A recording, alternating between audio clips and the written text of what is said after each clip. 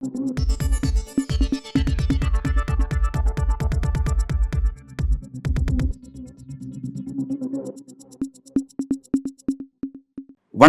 இது news focus Tamil. Tamil cinema உலகினுடைய உச்சக்கட்ட பிரபலமாக இருக்கக்கூடிய நடிகர் விஜய் சினிமாவில இருந்து அரசியலை நோக்கி அவருடைய பயணம் நகர்ந்து வந்துட்டு இருக்கு. அப்படி வரும்பொழுது சினிமாவில் அவருடைய இடம் காலியா இருக்கு. அப்ப அந்த இடத்த யார் இட்டு நிரப்ப போறாங்க அப்படின்ற ஒரு கேள்விக்கு ஒரு பதில் ஒன்று வந்திருக்கு. அது பொருத்தமான பதிலா அப்படிங்கிறத பார்த்துருவோம். அது கூடவே பார்த்தீங்கன்னா திமுகவை நோக்கி அடுத்த ஒரு திரைத்துறை பிரபலம் ஒரு நெருக்கம் காட்டிட்டு வராரு. அந்த நெருக்கம் அப்படிங்கிறது ஒரு விஜய்க்கு எதிரான அரசியல் பண்றதுக்கான வாய்ப்புகள் அவங்களுக்கு வழங்க போதா, அல்லது அந்த விஷயங்கள் எதை நோக்கி நகர போகுது, அதுக்கு பின்பு இருக்கக்கூடிய அரசியல் என்ன அப்படிங்கிறத பத்தி தான் இன்னைக்கு விரிவாக பேச போறோம். மாநிலத்தில் சுயாட்சி, மத்தியில் கூட்டாட்சி அப்படிங்கிறதான் திமுகவுடைய ஒரு தாரக மந்திரம். அதன் அடிப்படையில் தான் திமுகவுடைய கடந்த கால அரசியல் வரலாறு இருந்ததுங்கிறத நம்ம கவனிச்சிருப்போம். அப்படி இருக்கும் பொழுது இப்போது தமிழக அரசியலில் பார்த்தீங்கன்னா மாநிலத்திலே ஒரு கூட்டாட்சி அமைக்கக்கூடிய ஒரு நெருக்கடி ஏற்படுது அப்படின்ற அளவில் தான் அரசியல் ஆச்சரியங்கள் பல விஷயங்கள் தமிழக அரசியலில் நடந்துட்டு இருக்கு. பார்த்தீங்கன்னா கடந்த காலத்தில் தமிழக அரசியலில் 2 காரன் ஃபைட் இருக்கும். டிஎம்கே வெர்சஸ் ஏடிஎம்கே இருக்கும். மற்ற எந்த கட்சிகளாக இருந்தாலும் அவங்களோட கூட்டணியில் அமைச்சுக்கிட்டு அந்த கூட்டணிக்கு தலைமையாக ஒன்று டிஎம்கே இருக்கும், இன்னொரு பக்கம் ஏடிஎம்கே இருக்கும். அப்படிதான் இரு அரசியல் துருவமாக தமிழக அரசியல் பயணிச்சிட்டு இருந்துச்சு. ஆனால் தற்போது பார்த்தீங்கன்னா 4 கார்னர் 5 கார்னர் ஃபைட்ஸ் எல்லாம் வர இருக்கு அப்படிங்கிறத கவனிச்சிட்டு இருக்கோம். பார்த்தீங்கன்னா திமுக தலைமையிலான ஒரு கூட்டணி, அதிமுக தலைமையிலான ஒரு கூட்டணி, பாஜக தலைமையிலான ஒரு கூட்டணி, இதன் பிறகு நாம் தமிழருங்கிற தனித்து அரசியல் களம் காணக்கூடிய ஒரு கட்சி, இப்போ புதிதாக 2026 நடிகர் விஜயோட தமிழக வெற்றி கழகம் அப்படிங்கிறத பார்க்கலாம். 5 கார்னர் ஃபைட்டு 2026 காத்திருக்கு அப்படிங்கிறத நம்மளால பார்க்க முடியுது. அப்போ இங்கே யாருக்கு மெஜாரிட்டி கிடைக்க போகுது, எப்படி ஓட் ஷேர்ஸ் ஆக போகுது அப்படிங்கிற மாதிரி டாக் இப்போவே ஆரம்பிச்சிருச்சு அப்படிங்கிறத கவனிச்சுட்டு இருக்கோம். இந்த விஷயம்லாம் ஒரு பக்கம். இப்போ நடிகர் விஜயனுடைய அவருடைய அரசியல் இம்பாக்ட் என்னன்னு பார்க்கும்பொழுது அவர் இதனால் வரையும் 2 இம்பாக்டை ஏற்படுத்தியிருக்கிறார். ஒன்று நான் அரசியலுக்கு வரேன்னு சொல்லி அவர் அறிவிச்சதுக்கு பிறகு கட்சியுடைய பேரை அறிவிச்சிருக்கிறாரு. தமிழக வெற்றி கழகம் அப்படின்ற அந்த பேரை அறிவிச்சாரு. அதுக்கப்புறம் அவர் செஞ்ச அரசியல் ஆக்டிவிட்டிங்கிறது அந்த கட்சிக்கான ஒரு கொடி, பிறகு அதுக்கு ஒரு பாட்டெல்லாம் வெளியிட்டார் அப்படிங்கிறத பார்த்தோம். இதை தாண்டி அவர் எந்த விதமான அரசியலையும் அவர் பேசல. எந்த ஒரு பர்டிகுலர் இஷ்யூஸும் டச் பண்ணி தன்னோட கருத்துக்கள் அந்த பிரச்சனையின் மீதான தன்னோட கருத்தை அவர் பதிவு செய்யல அப்படிங்கிறத கவனிக்கிறோம். அப்போ விஜய் கட்சியோடைய பேரு, பிறகு அதனுடைய கொடி, அதை தாண்டி அவர் எந்த விதமான அரசியல் கருத்தையும் தெரிவிக்கல. தன்னோட அரசியல் நிலைப்பாடு, தன்னுடைய சித்தாந்தம், எதை நோக்கி பயணம் அப்படிங்கிறத அவர் எதையுமே தெரியப்படுத்தல அப்படிங்கிற அளவில் அது வரையும் ஒரு வெற்றிடமாகவே இருக்கார் அப்படிங்கிறத கவனிக்கிறோம். இது எது வரையும் அவர் அந்த மாநாடு நடத்துகிற வரைங்கிறத பார்க்குறோம். மாநாட்டுக்கு பிறகாவது அதில் மாற்றம் இருக்குது அப்படிங்கிறத நம்ம பொறுத்திருந்து பார்ப்போம். அப்படி இப்போ இந்த பக்கம் வாங்க, இப்போ டிஎம்கே பற்றி பார்ப்போம். டிஎம்கேயோட பலன் பார்க்கும்பொழுது கட்சிக்கு பிரபலமான தலைவர்கள் கட்சியில் பல மட்டங்களில் நிறைஞ்சிருப்பாங்க. மாநில மட்டத்தில், பிறகு மாவட்ட மட்டங்களில் அந்த அளவில் பார்த்தீங்கன்னா முக்கியமான சில பிரபலங்கள்லாம் இருப்பாங்க. அது அந்த கட்சிக்கு ஒரு மிகப்பெரிய பலம். அதை தாண்டி கட்சியினுடைய கொள்கைங்கிறது அவங்களுக்கு அடுத்த கட்ட ஒரு முக்கியமான ஒரு பலம் அப்படிங்கிறத பார்க்குறோம். அதை தாண்டி அவங்களுடைய பொலிட்டிக்கல் எக்ஸ்பீரியன்ஸ், தமிழக அரசியலில், இந்திய அரசியலில் அவங்க செஞ்ச அவங்களுக்கான அந்த அரசியல் எக்ஸ்பீரியன்ஸ் அப்படிங்கிறது அவங்களுக்கு ஒரு கூடுதல் பலம். அதன் காரணமாக அவங்க நிறைவேற்றிய பல்வேறு நலத்திட்டங்கள் எல்லாமே அவங்களுக்கு பலமாக இருக்குது. இதெல்லாம் ஒரு வெளிப்படையான ஒரு பலமாக நமக்கு தெரிஞ்சாலும், தெரியாத பலம் அப்படின்னு நம்ம கவனிக்காத பலம் அப்படின்னு பார்க்கும்பொழுது திமுக எப்பவுமே பார்த்தீங்கன்னா தமிழ் திரையுலக நட்சத்திரங்களோட எப்பவுமே ஒரு நெருங்கிய தொடர்பு வச்சிருப்பாங்க அப்படிங்கிறத பார்த்துருப்போம். அதனுடைய அந்த உச்சகட்டம் பார்த்தீங்கன்னா 2006 11 காலகட்டத்தில் பார்த்தீங்கன்னா முன்னாள் முதல்வர் கலைஞர் அவர்கள் பார்த்தீங்கன்னா மிகப்பெரிய அளவில் தனக்கான ஒரு பாராட்டு விழா நடத்திட்டே இருப்பார். திரையுலகம் தனக்கும் இருக்கிற நெருக்கத்தை அப்பப்போ பல நிகழ்ச்சிகள் செஞ்சு அதை காமிச்சிட்டே இருப்பார் அப்படிங்கிறதான் கவனிச்சிருப்போம். அதுக்கு பின்பு ஒரு அரசியல் இருக்கும். அப்படி அந்த நிகழ்ச்சி செஞ்சதெல்லாமே திமுக ஒரு பெரிய நெகட்டிவாக மாறுச்சு. அதன் காரணமே கலைஞர் 2011 தோற்கடிக்கப்பட்டார் அப்படிங்கிறதெல்லாம் ஒரு முக்கியமான ஒரு ரீசன் அமைஞ்சதுங்கிறதெல்லாம் நம்ம பார்த்தோம். இது ஒரு பக்கம் இருந்தாலுமே தமிழகத்தினுடைய மிகப்பெரிய ஆளுமையாக இருந்த கலைஞர் அவர்களும் ஜெயலலிதா அவர்களும் உயிரோடு இருந்தபோதே அவங்க இருக்கும்போதே அவங்களுக்கு எதிரான அரசியல், அவங்களோட சேர்ந்த அரசியல் அப்படின்ற அளவில் செஞ்சு முக்கியமான எதிர்க்கட்சி தலைவர் அப்படிங்கிற அந்த அந்தஸ்தை அடைஞ்சவர் யாருன்னு பார்த்தீங்கன்னா அது விஜயகாந்த் மட்டும் தான். அவங்கள தாண்டி வேறு யாரும் இல்லை அப்படிங்கிறத பார்த்தோம். அதன் பிறகு பார்த்தீங்கன்னா அவங்க மறைவுக்கு பிறகு பல நடிகர்கள், முன்னணி நடிகர்கள்லாம் அரசியல் நோக்கி வந்தாங்க. ஃபர்ஸ்ட் ஆஃப் ஆல் கமலை பற்றி பார்க்கும்பொழுது அவர் பெரிய மாற்றம்லாம் செஞ்சார். டார்ச்சர் எடுத்து டிவிலாம் உடச்சி ரொம்ப ஆக்ரோஷம்லாம் பேசினார், செஞ்சாரெல்லாம் பார்த்தோம்.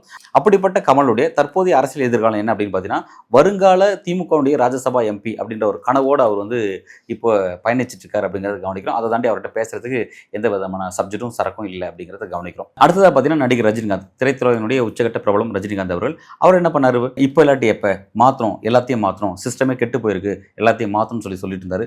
சரி, ஓகே, ஏதோ சிஸ்டம் சர்வீஸ் சென்டர் சொல்லிட்டு ஏதோ கட்சி ஆரம்பிக்க போறாரு அப்படின்னு சொல்லி எதிர்பார்த்தாங்க. பலரும் கருத்துக்கெல்லாம் தெரிவிச்சாங்க.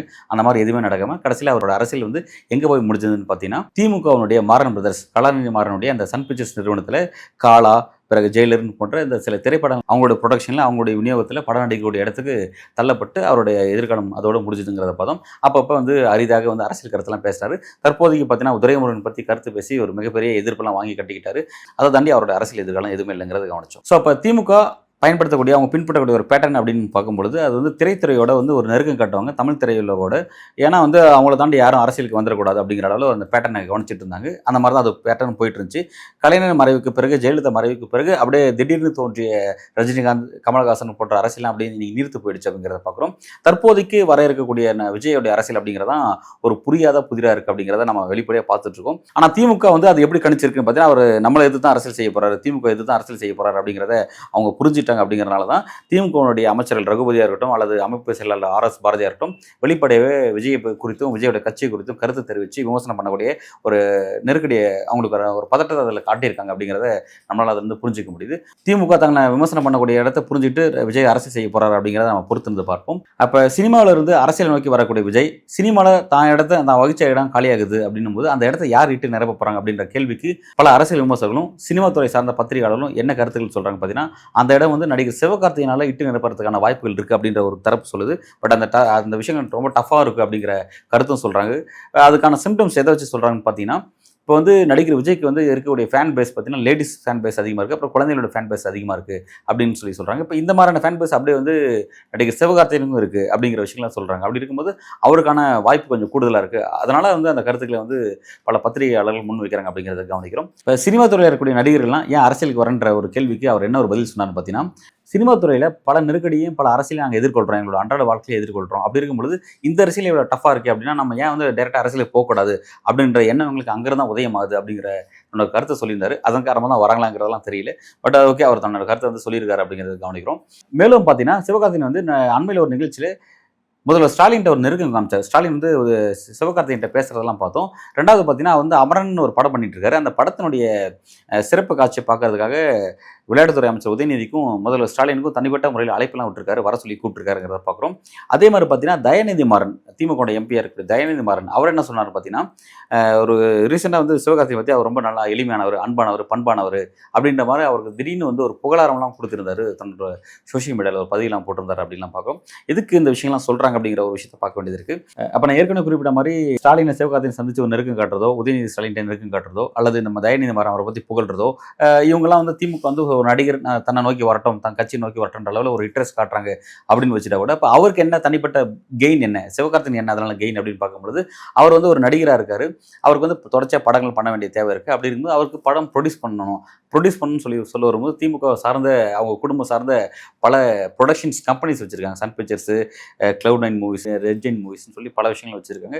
அப்போ அதன் காரணமாக தனக்கு சில பெனிஃபிட்ஸ் கிடைக்குது அப்படிங்கிறத அவர் அந்த ஆதாயத்தை அவர் பெறாரு அப்படிங்கிறத பார்க்கும்போது ஒன்றுக்கு ஒன்று அப்படிங்கிற மாதிரி வந்து ஒரு இன்ட்ரெஸ்ட் காட்டுறாங்க அப்படிங்கிறத புரிஞ்சிக்க முடியுது. ஆனால் இது இன்னொரு விஷயத்த சொல்கிறாங்க எப்படின்னா, திரைத்துறையில் விஜயோட இடம் காலியாகும் போது அந்த இடத்த சிவகார்த்திகேயன் நிரப்பப்படும் போது, அப்போ சிவகார்த்திகேயன் தன்னோட நட்பு வட்டத்துக்குள்ள, தன்னோட கட்சியினுடைய நட்பு வட்டத்துக்குள்ள வச்சுக்கும் பொழுது அது நமக்கான ஒரு வாக்கு வங்கியாக இருக்கும். நம்ம நோக்கி எதிரான அரசியல் திரும்பிடாது.